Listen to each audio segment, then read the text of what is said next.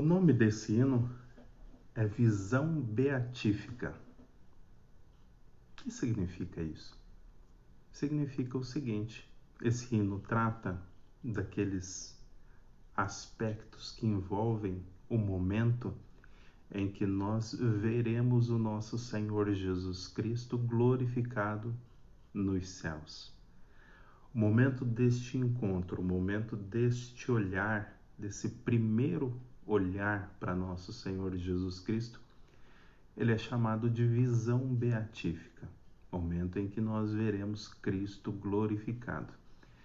Eu coloquei esse hino justamente porque o momento em que nós vamos meditar agora na Escola Bíblica Dominical e que nós vamos estudar aqui, envolve exatamente esse aspecto, visão beatífica.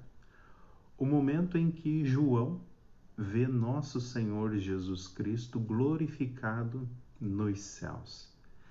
E o que envolve esse momento na vida do apóstolo João também, como ele se sente, o que ele vê, o que envolve esse primeiro olhar, o que ele ouve de nosso Senhor Jesus Cristo nesse momento, é isso que envolve então o estudo bíblico dessa manhã.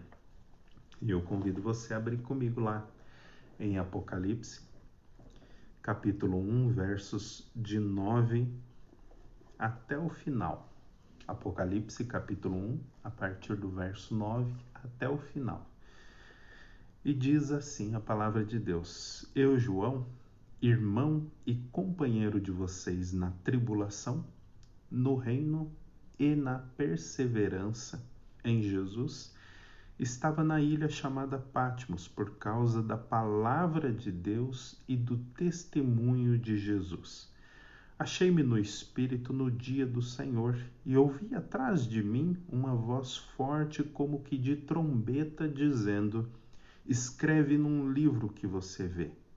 Mande-o às 7 igrejas: Éfeso, Esmirna, Pérgamo, Tiatira, Sardes, Filadélfia e Laodiceia.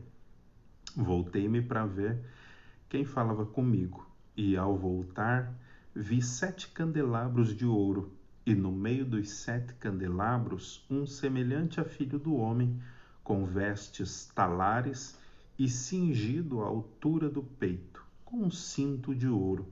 A cabeça e os cabelos dele eram brancos como a alva lã, como neve. Os olhos eram como chama de fogo. Os seus pés eram semelhantes ao bronze polido, como que refinado numa fornalha. A voz era como o som de muitas águas. Na mão direita ele tinha 7 estrelas, e da sua boca saía uma afiada espada de 2 gumes. O seu rosto brilhava como o sol na sua força. Ao vê-lo, caí aos seus pés como morto, porém ele pôs sobre mim a mão direita, dizendo: Não tenha medo. Eu sou o primeiro e o último, aquele que vive. Estive morto, mas eis que estou vivo para todo sempre e tenho as chaves da morte e do inferno.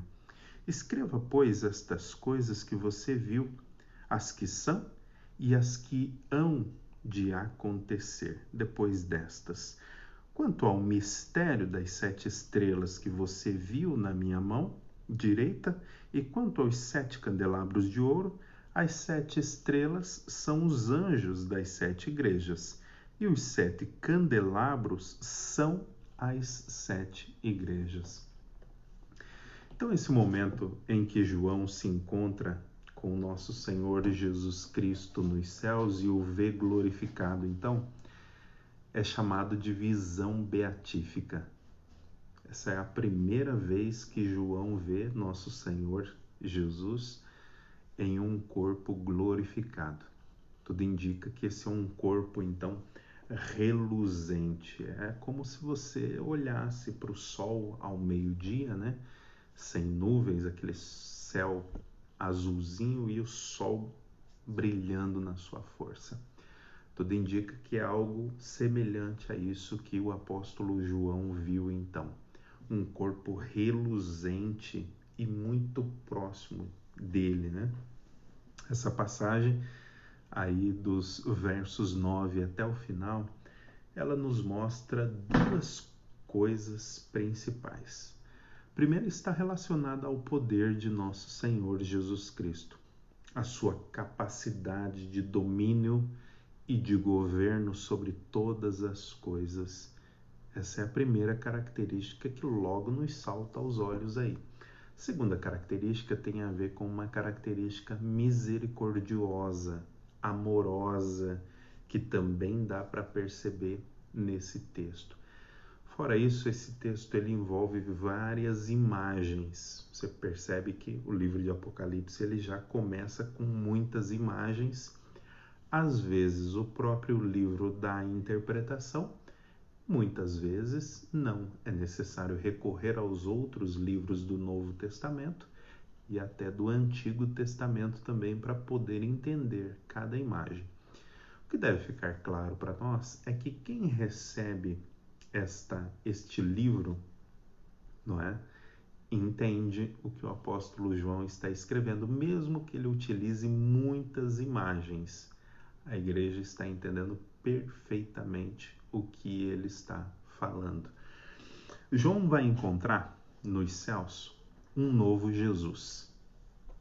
Um Jesus diferente daquele com quem ele tinha convivido por 3 anos e meio.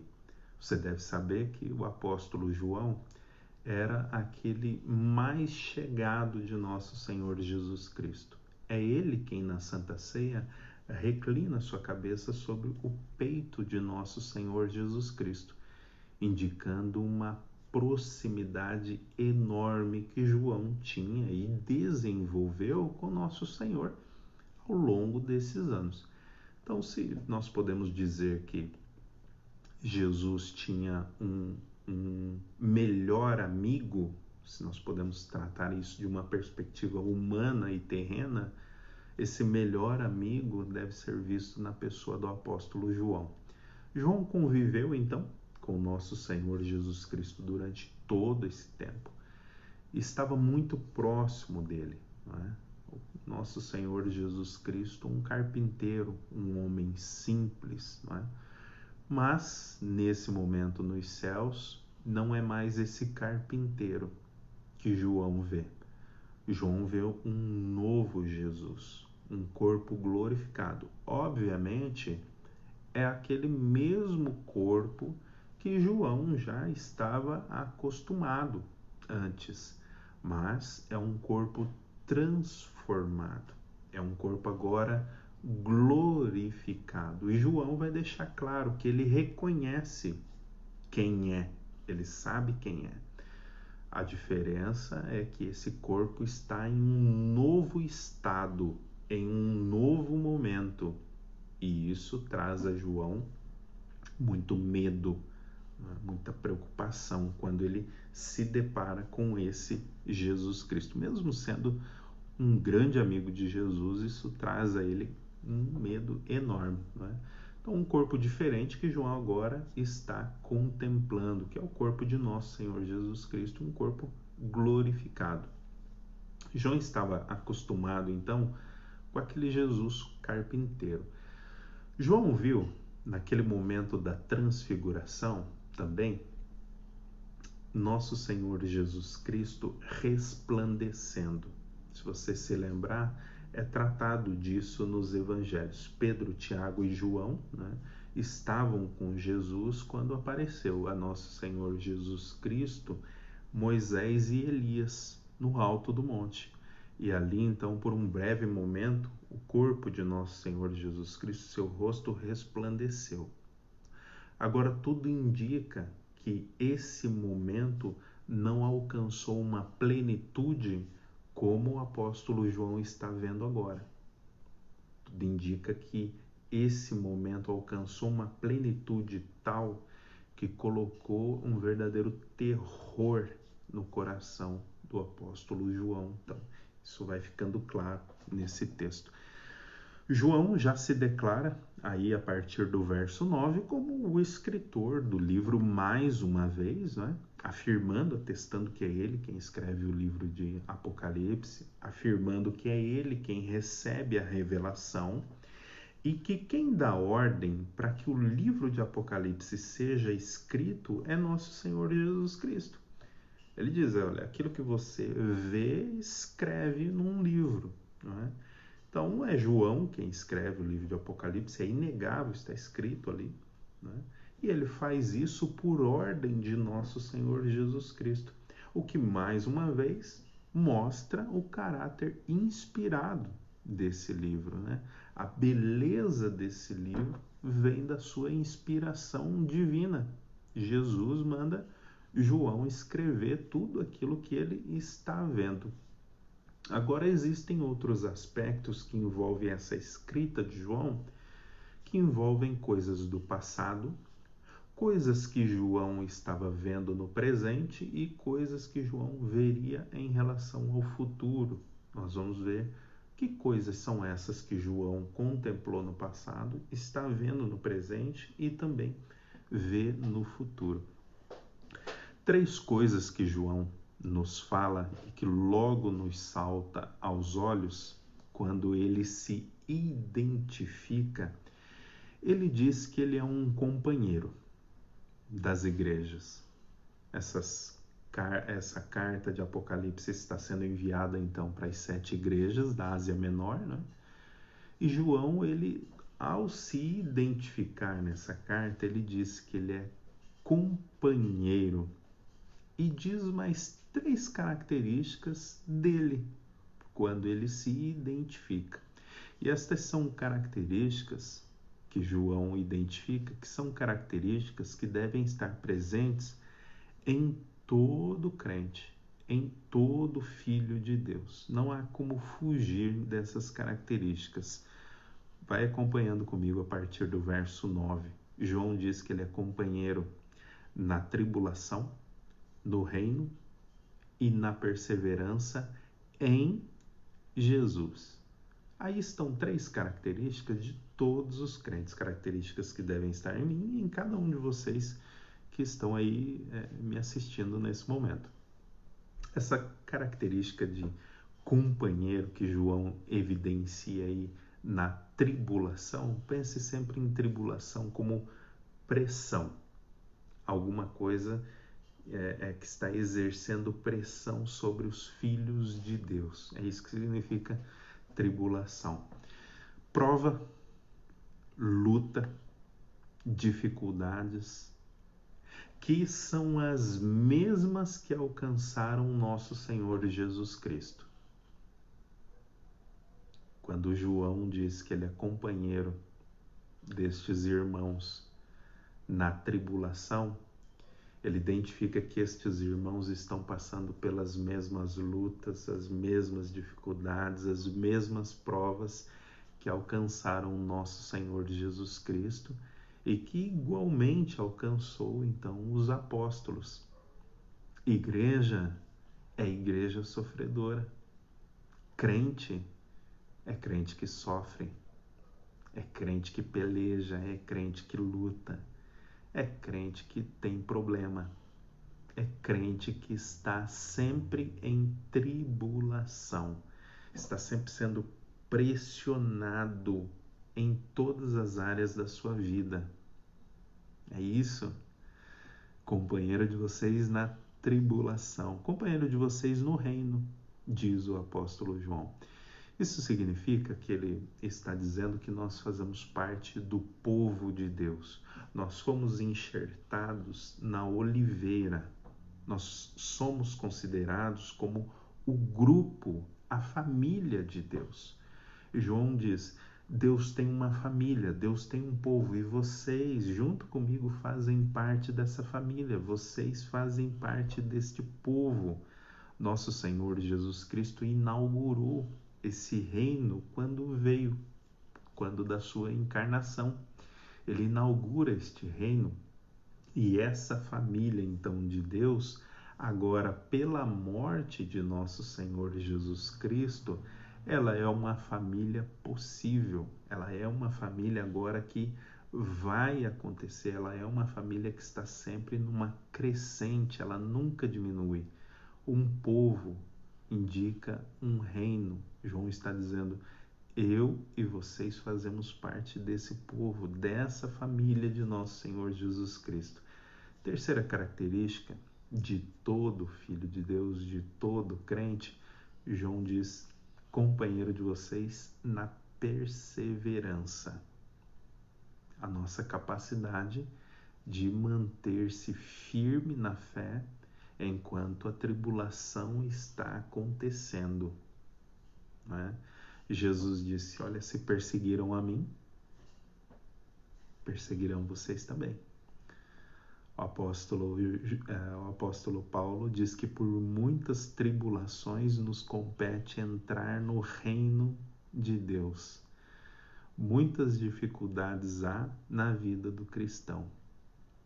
Jesus, inclusive, fala disso em vários momentos, sobre as tribulações que nós passaremos nesse mundo, mas que nós deveríamos ter bom ânimo, porque ele já havia vencido o mundo. Essas 3 características, então, tribulação, reino e perseverança, são marcas de todo cristão. E diante destas provas, dessas dificuldades e de toda essa pressão que porventura seja colocada sobre os cristãos, eles mantêm firme a sua fé. Eles continuam buscando a face de Deus. Eles continuam adorando a Deus. Eles continuam vivendo como Cristo, como cristãos em todo o tempo. Então, nesse reino é necessário permanecer firme. E João está dizendo: sou companheiro de vocês na tribulação, no reino e também na perseverança. Você já parou para pensar em todas as dificuldades pelas quais o apóstolo João passou? Nesse momento em que ele está escrevendo o Apocalipse, ele é o último dos apóstolos. Você já parou para pensar em tudo que ele viveu até ali? Ele é um homem que pode falar tranquilamente sobre perseverança, pode falar sobre reino e pode falar sobre tribulação, porque ele enfrenta estas coisas até mesmo nesse momento em que ele já é velhinho, né? Já estava bem velhinho lá na ilha de Patmos. João nos informa o lugar onde essa visão chegou para ele, onde ele recebe essa visão, né? Ele está então exilado na ilha de Patmos. Eu já falei sobre isso nas aulas anteriores. Tentaram matar o apóstolo João inúmeras vezes, não tiveram êxito, não foi possível. Havia até mesmo uma lenda que corria a respeito do apóstolo João de que ele não poderia ser morto, e por isso então eles decidem exilar o apóstolo João nessa ilha de Patmos, uma ilha sob controle romano e uma ilha bem perto da cidade de Éfeso. É bem possível que depois que João escreve Apocalipse, esse livro é enviado para a igreja de Éfeso e dali sai para as demais igrejas. É copiado e é enviado para as demais igrejas. Uma ilha prisão, uma ilha onde os condenados mais perigosos são enviados, e lá está o apóstolo João, então, nessa ilha. E ele vai nos dizer, aí a partir do verso 10, o motivo pelo qual ele se encontra nessa ilha. O motivo pelo qual ele está preso, está exilado lá nesse lugar. Ele vai dizer, primeira coisa, por causa da palavra de Deus. Segundo motivo, por causa do testemunho de Jesus. Acompanhe lá comigo em Apocalipse 1, versos 9, 10 e 11. Perceba que João, ele está preso nessa ilha por causa da pessoa de Cristo, por causa de quem ele é e de quem ele representa em nosso Senhor Jesus Cristo. É por isso que ele está nessa condição. Ele está sofrendo agora nessa ilha porque ele é fiel, porque ele é um crente de verdade. Porque ele é um crente de verdade, ele foi preso. Porque ele é um crente de verdade, ele está sofrendo. Porque ele é um crente de verdade, ele está passando por tribulação. Quando ele diz por causa da palavra de Deus, é por causa da proclamação da palavra de Deus. É por isso que ele foi preso lá, não é? Proclamar nosso Senhor Jesus Cristo naqueles dias de João era visto como uma rebelião contra o Estado. O imperador havia se levantado como Deus, e como o apóstolo João proclamava um outro Deus, um outro Senhor, que é nosso Senhor Jesus Cristo, houve então embate entre os interesses do Estado e os interesses de Deus. João continua proclamando a palavra de Deus, e então ele é tido como alguém rebelde ao Estado. Precisa ser exilado então, ou alcançado e morto, né? João vai dizer que ele também está lá por causa do testemunho de Jesus, por causa da palavra proclamada e por causa do testemunho de Jesus. Esse testemunho de Jesus tem a ver com a forma como João vivia. Ele proclamava Jesus e ele vivia de uma forma que testemunhava sobre nosso Senhor Jesus. Esses são os dois motivos: proclamar e viver como Jesus. Para o Estado, naqueles dias de João, isso era um problema grave, isso era uma rebeldia grave. João então teria que ser capturado e morto ou exilado. Alguma coisa tem que ser feita com ele. Perceba então que essas duas características são novas características que devem estar em mim e em cada um de vocês. Primeiro, eu e vocês, devemos proclamar nosso Senhor Jesus Cristo. Devemos falar sobre Ele. Devemos falar sobre todas as coisas que envolvem nosso Senhor Jesus Cristo sempre que existe a oportunidade, como diz o apóstolo Paulo, em tempo e fora de tempo. E segunda coisa, como nos mostra o apóstolo João, nós não devemos apenas proclamar, mas nós devemos viver como alguém que proclama de fato aquilo e vive aquilo que está proclamando, não é? Vive como um cristão. Proclamar e viver. Mais duas características que estão presentes no apóstolo João e que devem estar presentes também em mim e em cada um de vocês. Essa visão chega então na ilha de Patmos, uma ilha-prisão, sob domínio romano, perto da igreja de Éfeso, e João vai dizer o dia que essa visão chega. Para a tristeza de muitas pessoas, João vai dizer que dia essa visão chega. E olha lá comigo que dia que é que João recebe essa visão, essa mensagem de nosso Senhor Jesus Cristo. Ele diz que essa visão chega no dia do Senhor.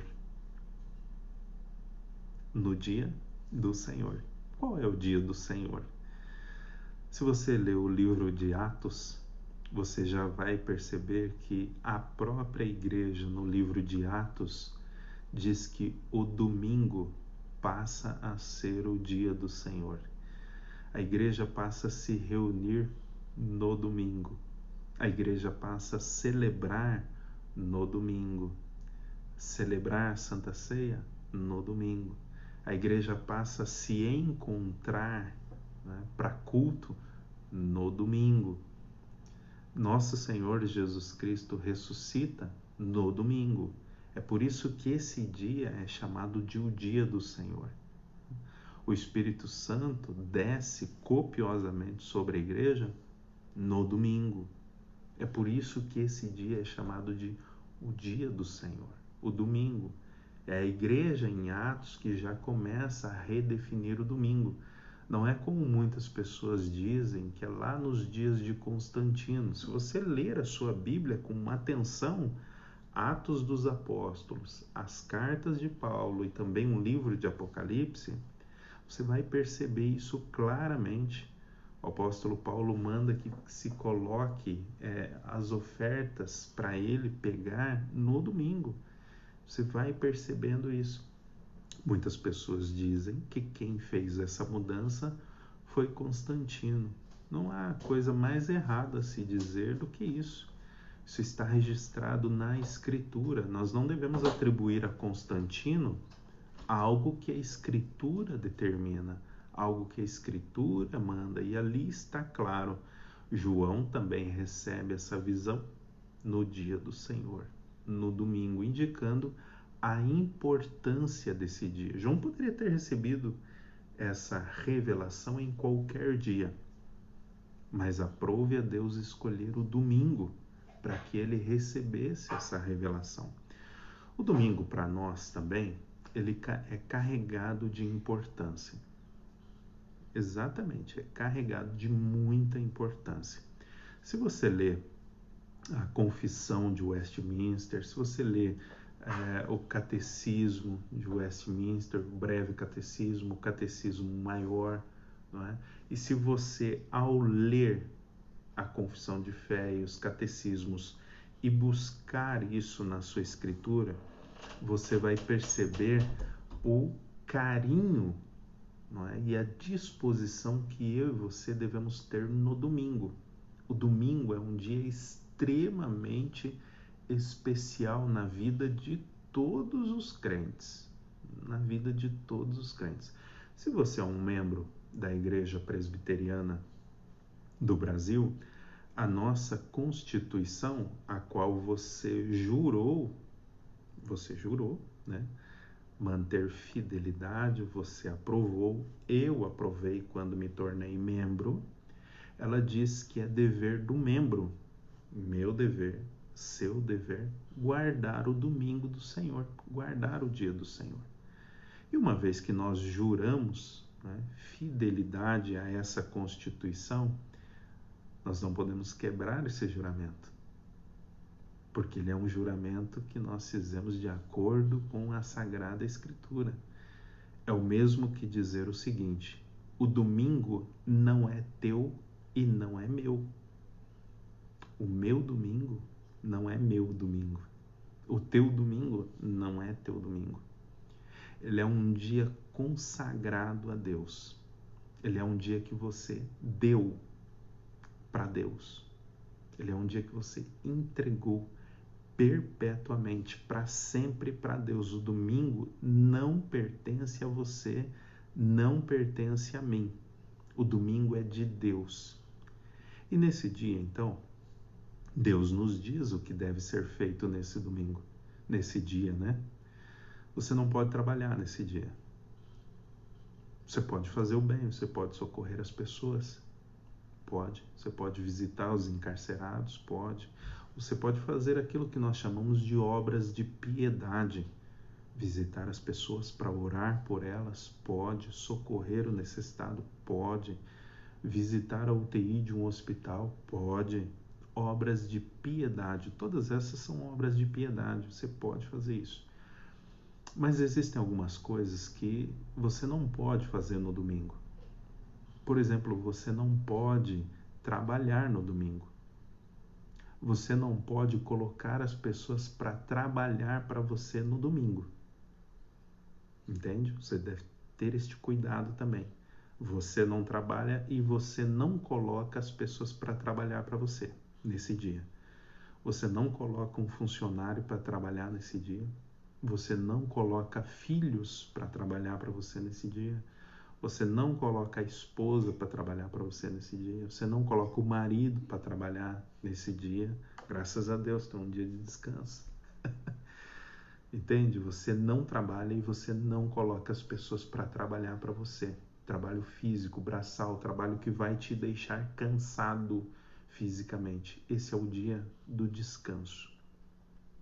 Outra coisa que você não pode fazer nesse dia é faltar ao culto. Exatamente. Você não pode faltar ao culto nesse dia para fazer qualquer outra coisa.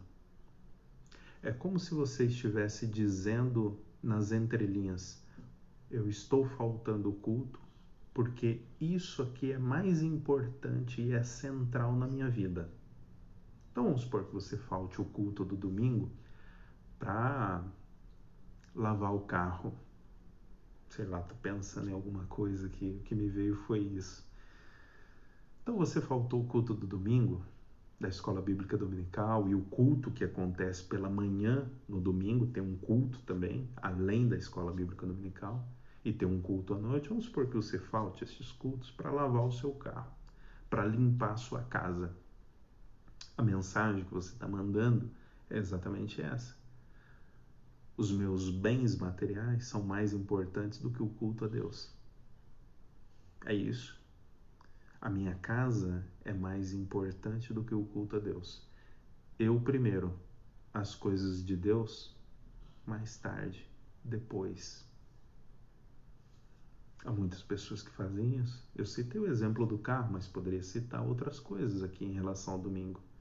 João recebe a revelação de Deus no domingo, indicando a importância desse dia novamente para todos os cristãos. Romper com o dia de domingo é pecado, é uma falta grave diante de Deus.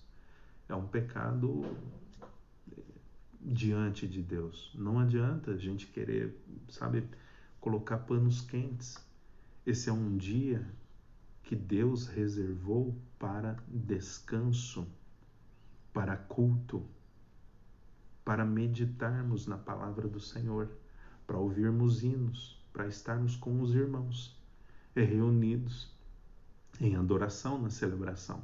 É um dia em que nós podemos exercitar as obras de piedade, mas é um dia que nós não podemos trabalhar, não podemos colocar as pessoas para trabalhar para nós.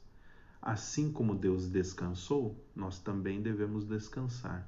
E agora fica a pergunta: por que todo esse cuidado com o dia de domingo? Por que todo esse cuidado com o dia do Senhor? Não é? Já parou para pensar, não? É simples. O dia do domingo aponta para nosso Senhor Jesus Cristo. Não é porque ele aponta para o dia da ressurreição. Ele aponta também para o dia da ressurreição. O Senhor Jesus Cristo ressuscitou no domingo. Mas o dia do descanso aponta para o dia de descanso eterno que nós temos em Cristo, nos céus. Aponta para o momento em que nós estaremos nos céus em descanso por toda a eternidade. Aponta para a presença de Deus ininterrupta sobre a minha e sobre a sua vida. É por isso que nós reservamos um dia especial na nossa vida e o consagramos a Deus e o entregamos, nós demos esse dia para Deus, porque nesse dia nós desfrutamos da sua presença e esperamos desfrutar da presença de Deus por um tempo ininterrupto. Entende? Então, como é que as pessoas não querem guardar o domingo e querem ir para o céu? O domingo tem a ver com presença de Deus e o céu tem a ver com presença ininterrupta de Deus. Se eu não quero a presença de Deus aqui e agora, como é que eu posso querer a presença de Deus na eternidade? Alguma coisa está errada no nosso coração. Pense sobre isso. Não é? Quebrar o domingo do Senhor é um pecado grosseiro diante de Deus. É uma falta. É uma quebra da sua palavra. É uma quebra da sua promessa. É uma quebra do seu juramento. É um erro grave e precisa ser corrigido. João recebe a revelação no domingo. João também vai descrever de que maneira, não é, essa visão chegou a ele. De que modo essa visão chega. Essa visão, João começa então a descrevê-la a partir dos versos 10 em diante agora e começa a evidenciar então para nós que essa visão chega enquanto ele estava andando pelo céu e ele ouve uma voz de trás da sua cabeça. Né? E ele se obriga a virar então e olhar. João é arrebatado em espírito, seu corpo está ali na ilha de Patmos, mas a sua alma, o seu espírito, né, está nesse momento recebendo a revelação de Deus nos céus. E ele está andando nos céus e ele ouve uma voz de trás e ele precisa virar-se para ver quem está falando com ele nesse momento. E olha que coisa interessante isso. Nos céus ainda existe essa questão de lado e de profundidade. Consegue perceber isso em João. Então ele se vira para ver quem é que está falando com ele. É nesse momento então que ele vai ter o que nós chamamos de visão beatífica. Ele vai ver, né, nosso Senhor Jesus Cristo. João diz que houve uma voz forte. Ele diz que é uma voz como de muitas águas. O que isso quer dizer, pastor? É simples, tem que pensar um pouquinho a respeito do contexto que João está vivendo. Lembra que João está exilado na ilha de Patmos? É uma ilha, é marítima, tem mar, tem águas batendo nas pedras a todo momento. E ele agora está no céu e ouve uma voz forte. A forma como ele usa para descrever essa voz forte que ele escuta é como aquelas ondas do mar que ele escutava lá na ilha de Patmos, batendo sobre as pedras. Ele faz essa comparação, então. Ele ouve uma voz extremamente forte, então vira-se para olhar e para ver quem é que está falando com ele. E essa voz manda ele escrever o livro de Apocalipse para estas 7 igrejas da Ásia Menor. Cada uma dessas igrejas nós vamos ver depois com mais detalhes, né? no próximo capítulo, capítulo 2, aí nós vamos tratar mais especificamente de cada uma dessas igrejas. Então João ouve essa voz forte, ele diz que é uma voz como de trombeta, uma voz como que de muitas águas, e tem essa comparação então com o que ele ouvia lá na ilha de Patmos. Essa voz chama João para uma conversa, então, para um diálogo. Quando João se vira, ele passa a descrever aquilo que ele está vendo. Você precisa pensar que nós estamos falando de uma visão há mais ou menos 2000 anos atrás, pouco mais. João ele vai ver algumas coisas no céu que ele não conhece, que ele não sabe como é. E ele, para poder descrever para mim, para você, ele vai ter que usar comparação. Isso é muito comum no livro de Apocalipse, comparação para poder explicar aquilo que está vendo. É a mesma coisa quando ele comparou a voz forte de nosso Senhor Jesus Cristo como a voz de muitas águas. Entende? Ele está querendo dizer, assim como você ouve as ondas do mar batendo na pedra, e aquela mesma força, é essa potência da voz de Cristo que eu escutei nos céus.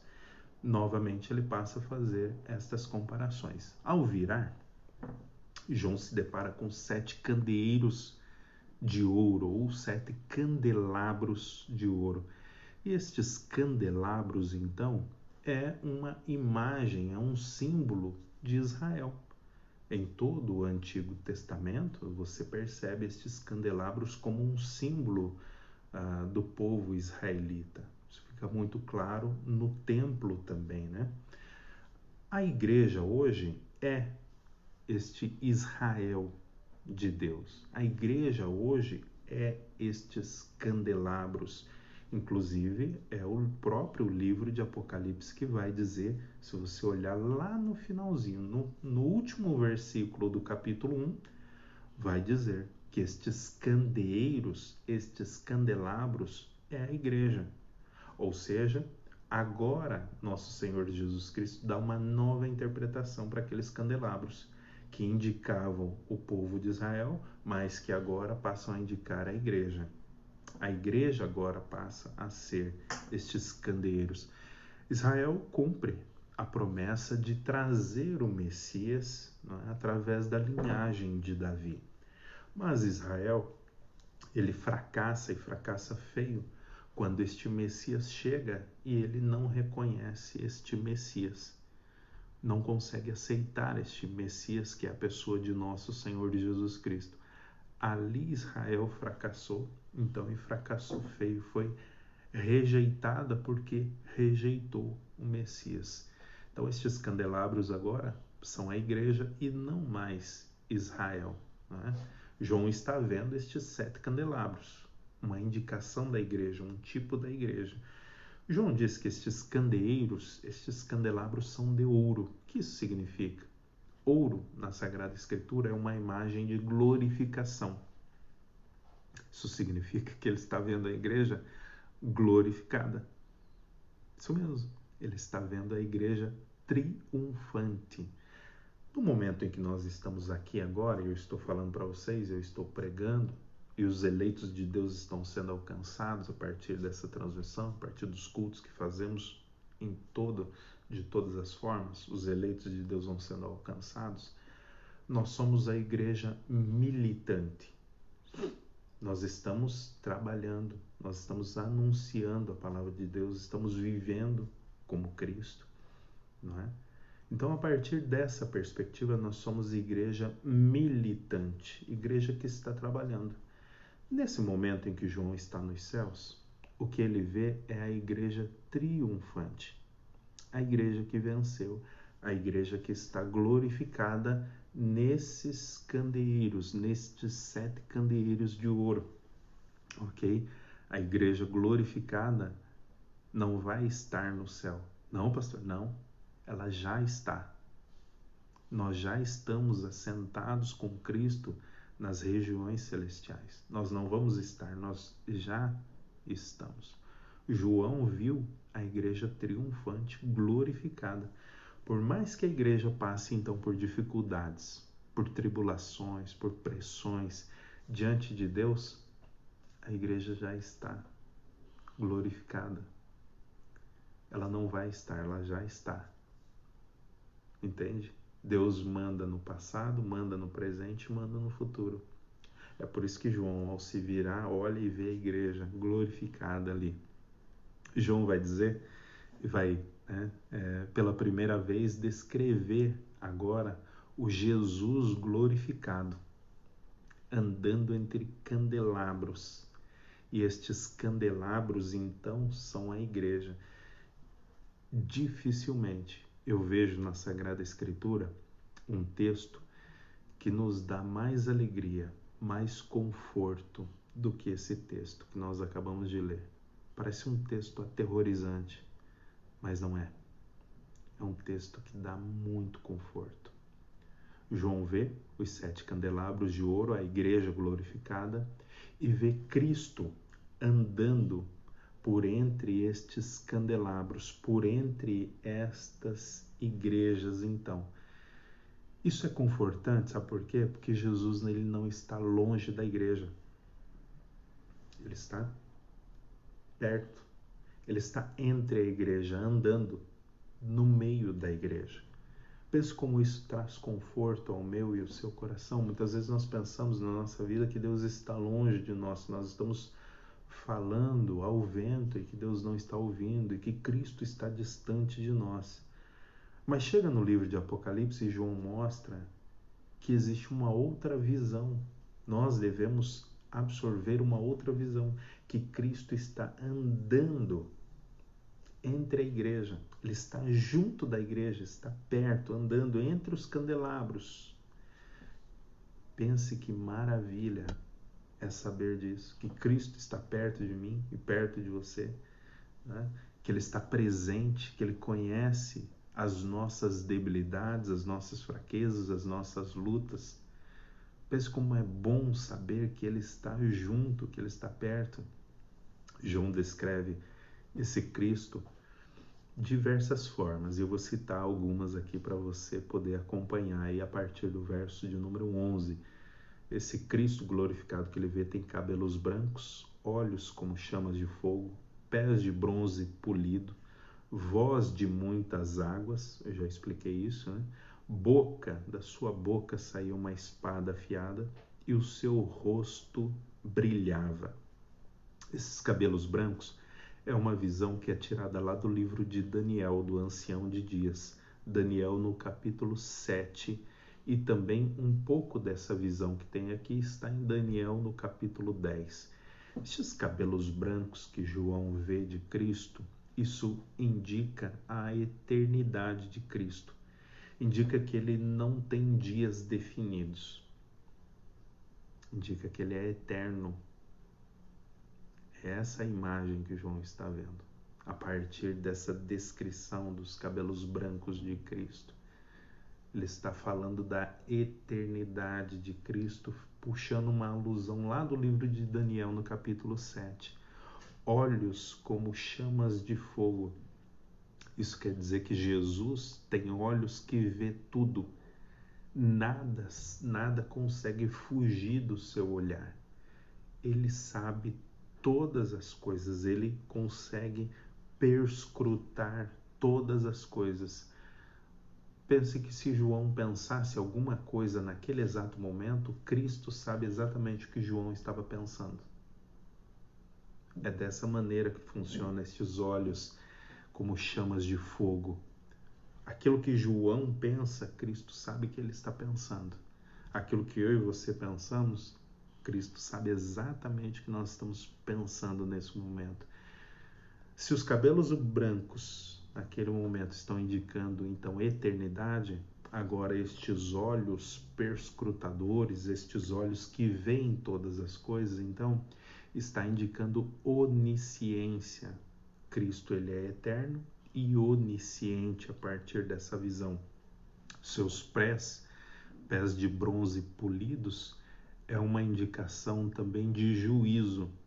O livro dos Salmos, os livros dos profetas falam a respeito, esmagando os seus inimigos.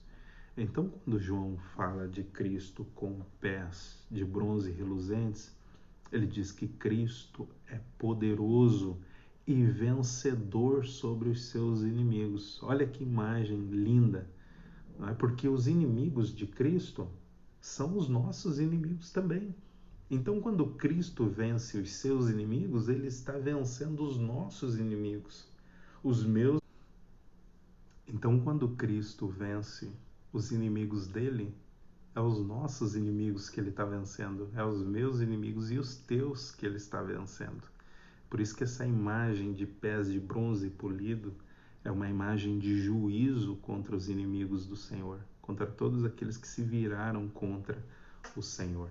A sua voz de muitas águas é aquela imagem das ondas batendo nas pedras, então, alto, né? E a forma como Cristo fala com João é essa forma alta, bem perceptível.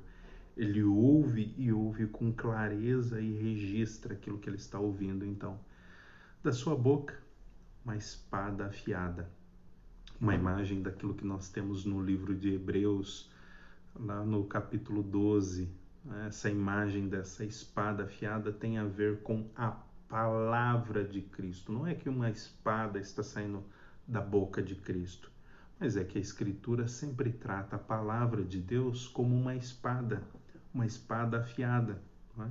E essa espada, que é a palavra de Deus, nunca volta para Deus vazia, mas ela sempre cumpre o seu propósito.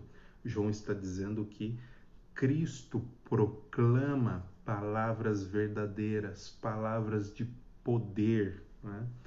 Seu rosto também brilhava, e este rosto brilhante, resplandecente, indica a santidade de nosso Senhor Jesus Cristo. Nessa imagem que João vê, nós vemos Cristo de três formas. João descreve Cristo com vestes talares, ok? E você, quando vê isso, você logo precisa ligar nosso Senhor Jesus Cristo a um sacerdote, porque esta roupa é uma roupa de sacerdote, então Cristo está se mostrando para João como um sacerdote.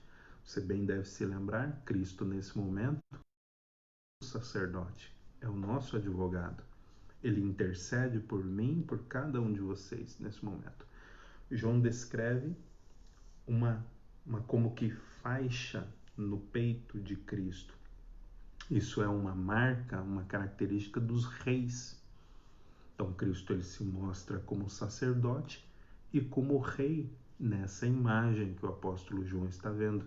Essa faixa que ele carrega no peito, né, é uma característica então também dos reis, indicando que ele reina sobre todas as coisas. Neste caso aqui, João vai dizer que Cristo reina sobre a igreja, sobre os pastores da igreja, Cristo reina sobre a morte e Cristo reina sobre o inferno, sobre toda a criação.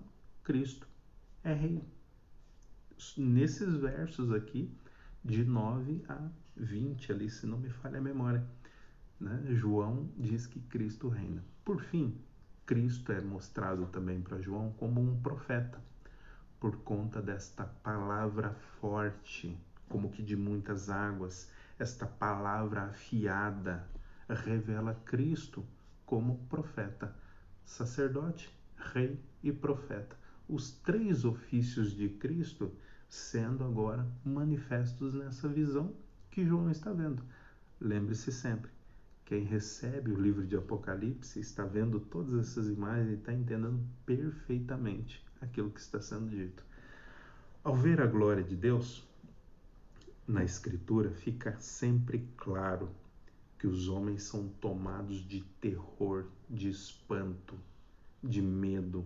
Isso acontece com Isaías no capítulo 6. Nós podemos chegar no Novo Testamento e ver o próprio apóstolo Paulo no livro de Atos, quando ele tem um encontro com Cristo glorificado. O que é que acontece? Ele fica cego, cai do cavalo, ele tem problemas ali psicológicos, muito medo, muito pavor, não consegue dormir, apresenta um jejum diante do Senhor.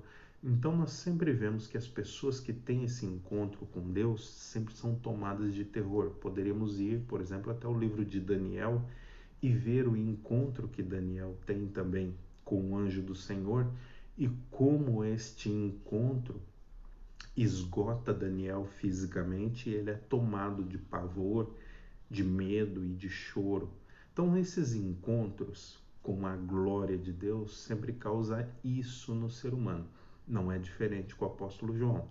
Novamente, o apóstolo João, ao se virar e se deparar com tudo isso, ele diz que cai e esteve como morto, tomado de pavor, tomado de terror então, ok? Esse encontro com a glória de Deus então não é algo comum. Não dá para pensar que as pessoas vão ver a glória de Deus e vão permanecer como estão. Né? De repente você vê pessoas aí na internet, amigos seus, que dizem que viram a glória de Deus, que tiveram um encontro com Deus, mas aí você olha e a pessoa não foi tomada de pavor, não foi tomada de terror, então alguma coisa está errada, porque quando você olha para a Escritura, essa é uma característica, a pessoa é tomada de pavor, de terror, né? A ponto de ficar dias aterrorizada pela visão que ela teve. João está aterrorizado, está com muito medo dessa visão que ele teve. Quando nós pensamos sobre essa visão beatífica, essa visão da glória de Cristo, então, e nós fazemos um paralelo muitas vezes com aquilo que nós cantamos, quero ver tua glória, me mostra a tua glória, nós devemos ter muito cuidado com esse tipo de canção, exatamente por isso. Porque a revelação da glória de Deus pode aniquilar, matar qualquer pessoa, a mim e a você. Por quê, pastor? Porque somos pecadores. Uma visão da glória de Deus não é coisa simples, não é coisa com que se brinque, não é? Quando nós vamos cantar esse tipo de canção, nós precisamos transmitir, comunicar então essa visão de uma forma correta, que a glória de Deus produz muito pavor, medo, não é? Faz com que os pecadores, como nós, tremam e tremam de medo. É o que você está vendo com o apóstolo João aqui, não estou inventando nada. Ele diz que quando ele se vira para olhar, ele vê todas essas imagens e cai como se estivesse morto.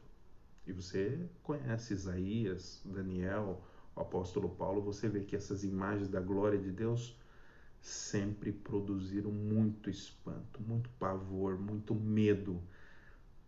Nós não estamos diante de um igual, né? Deus é extremamente superior. E essa glória de Deus causa muito espanto sempre. Se você se lembrar, por exemplo, no Pentateuco, nós temos algumas descrições de quando essa glória de Deus baixava sobre o monte e o povo lá embaixo ficava aterrorizado por causa dessa glória de Deus baixando sobre o monte e manda então com que Moisés represente eles, porque eles estão aterrorizados de medo. Então daí nós vamos percebendo então que a glória de Deus produz sempre muito espanto para todos nós, tá bom? Agora nós vemos então a misericórdia do Senhor, depois de ter contemplado esse poder que está em nosso Senhor Jesus Cristo, essa revelação da sua glória, nós vemos também a sua misericórdia, e aí nós partimos já para o encerramento então, quando começamos a contemplar essa misericórdia. O Senhor é poderoso, o Senhor é grandioso, o Senhor Jesus, mas Ele é também misericordioso. O apóstolo João diz que quando ele caiu e esteve como morto, ele sentiu uma mão no seu ombro, uma indicação da misericórdia. Imagina eu e você, a mão do Senhor no nosso ombro. Levanta, filho. É isso que João está sentindo agora, a mão misericordiosa sustentando um homem que não tem condições de estar na presença de Deus porque é pecador. Assim como eu e vocês somos pecadores, os apóstolos também eram pecadores, não é? João é arrebatado aos céus agora no Espírito e é um homem pecador na presença de Cristo. Não é? E é um homem agora que está sendo alvo da misericórdia de Cristo, quando Cristo pega no seu ombro e o coloca em pé. Levanta, filho. Levanta. Vamos conversar. Não é? E Jesus vai dizer: estive morto e eis que estou vivo eternamente. Tenho as chaves da morte e do inferno. Nosso Senhor Jesus Cristo venceu. E aqui está novamente, uma indicação do poder e do reinado de nosso Senhor Jesus Cristo. Talvez até uma comparação com o poder do Império Romano naqueles dias, quando Jesus Cristo diz que foi morto, mas vive, né? Tem as chaves, o poder da morte e do inferno. O Império Romano naqueles dias estava perseguindo muitos cristãos e estava matando também alguns cristãos, com certeza. Mas aqueles que eram perseguidos, alcançados e mortos, só era possível pela permissão do Senhor.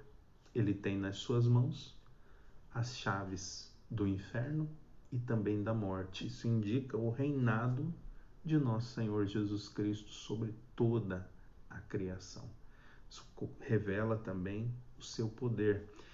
Ele diz: escreve as que são, as que vão acontecer, as que você viu, né? As que são e as que vão acontecer.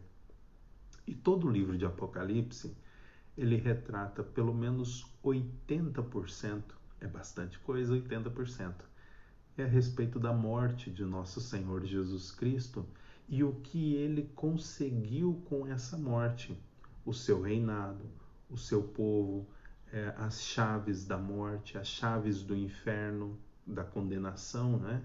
O domínio sobre toda a criação, independente se é uma criação natural ou uma criação espiritual. Então, pelo menos 80% do livro vai descrever o que Cristo conseguiu a partir da sua morte. Os outros 20% retrata aquilo que vai acontecer no futuro, né?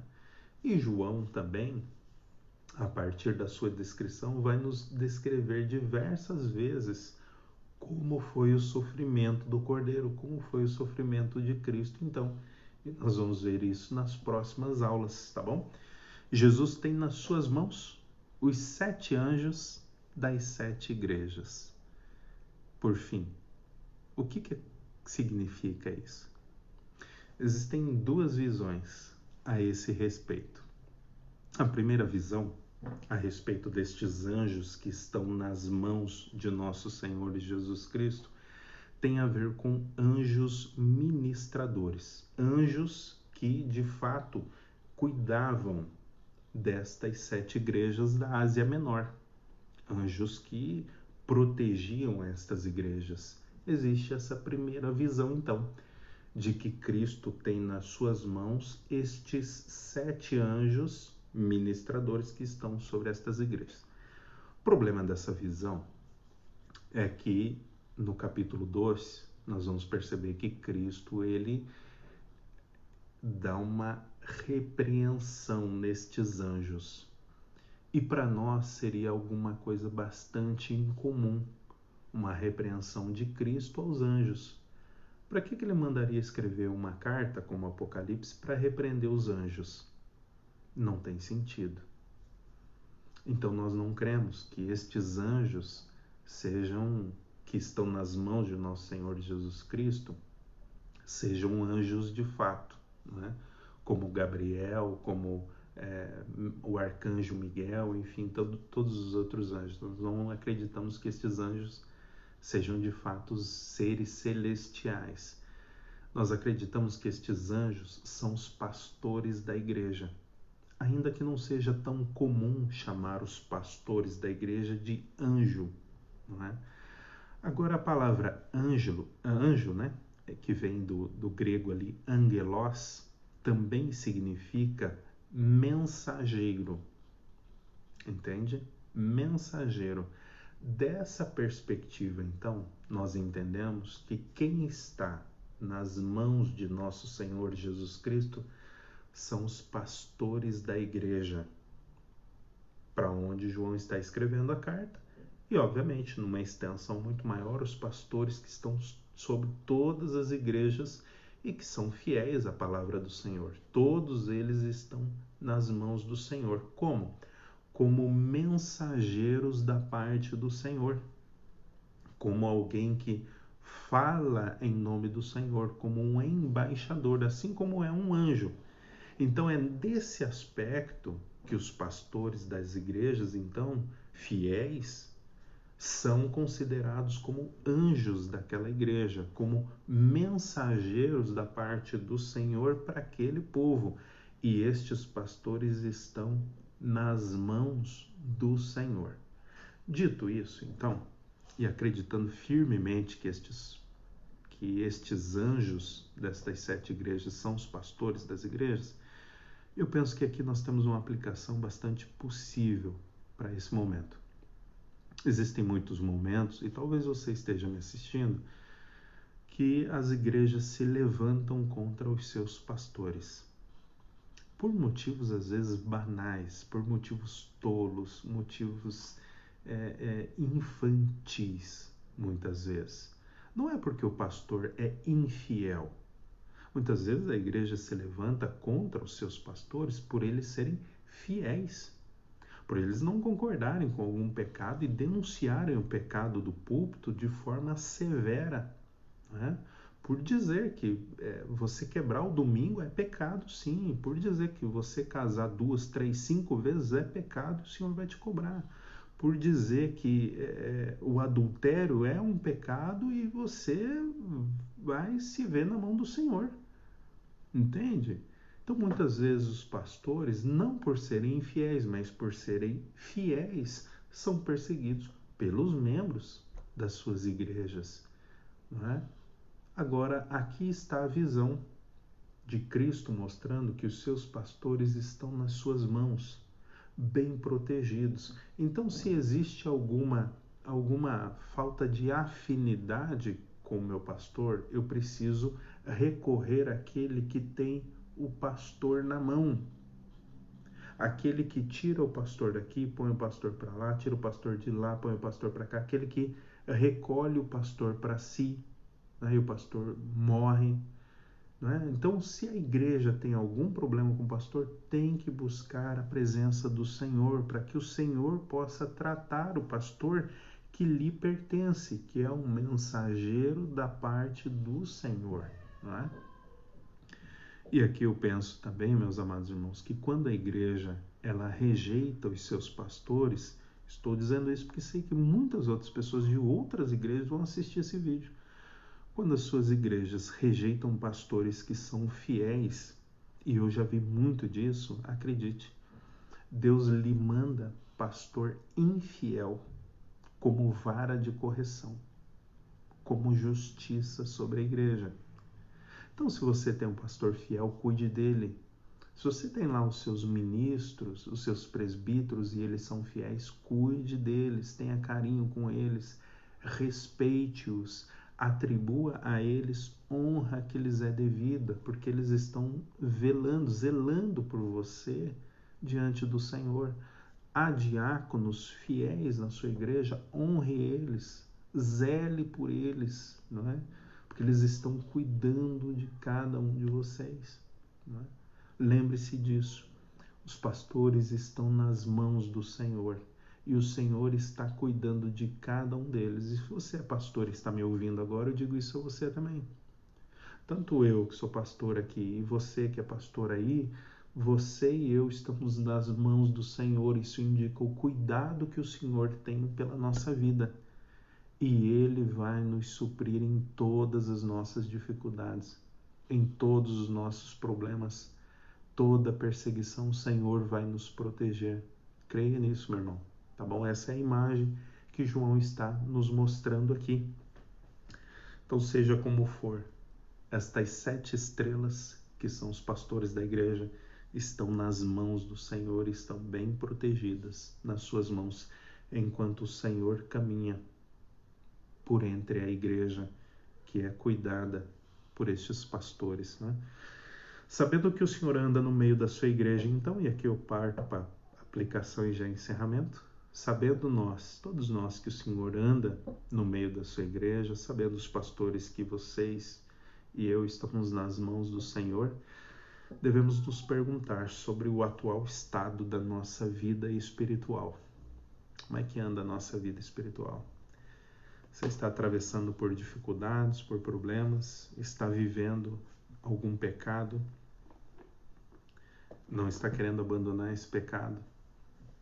O apóstolo João nos mostra que Cristo caminha no meio da sua igreja e que ele conhece a minha mente, conhece a sua mente, conhece o meu, seu coração, e nos conclama nessa manhã a abandonarmos estas faltas, esses pecados e nos apegarmos a ele, porque ele conhece a igreja pessoalmente, ele está perto da igreja. É essa imagem que vemos, Cristo junto da sua noiva e não distante. Que Deus possa falar ao meu e ao seu coração nesse manhã, a partir do estudo dessa palavra, então, e nos ajudar a ter uma visão maior da sua glória, do domingo do Senhor, do poder de Cristo reinando sobre a morte, sobre o inferno, não é? Também do poder do Senhor em guardar os seus pastores na sua mão e também na presença do Senhor revelada enquanto Ele está entre a sua igreja, pertinho da sua noiva. Que Deus abençoe muito você, que você guarde o dia do Senhor aí, tá bom? Aprenda a guardar o dia do Senhor. Que Deus te abençoe muito seu coração, sua vida, sua família. Vamos ter uma palavrinha de oração? Então vamos encerrar? Pai, muito obrigado pelo teu ensino, ó Deus, pela tua instrução que procede da tua palavra, Deus. Continua, ó Pai, a nos edificar como o Senhor já vem fazendo, ó Deus, para que nós possamos alcançar coração perfeito na tua presença. Ó Deus, continua nos ensinando todas as verdades que o Senhor tem para nós, ó Pai, a fim de que possamos crescer em santidade, ó Deus, em sabedoria na tua presença, Pai. Nos ajuda a contemplar, ó Deus, a glória que está em nosso Senhor Jesus Cristo, o seu poder, a sua força, mas também a sua misericórdia e o seu cuidado para as nossas vidas. Nos ajuda a aceitar a tua palavra, a nos submetermos à tua palavra como filhos obedientes, Pai. Assim como Jesus, ó Deus, submeteu-se à tua vontade, nos ajuda também nessa submissão. É no nome de Cristo Jesus, Papai, que nós oramos. Amém. Amém, amados. Que Deus abençoe muito a sua vida. Na próxima semana nós continuamos, então, capítulo 2 de Apocalipse. Que Deus te abençoe muito.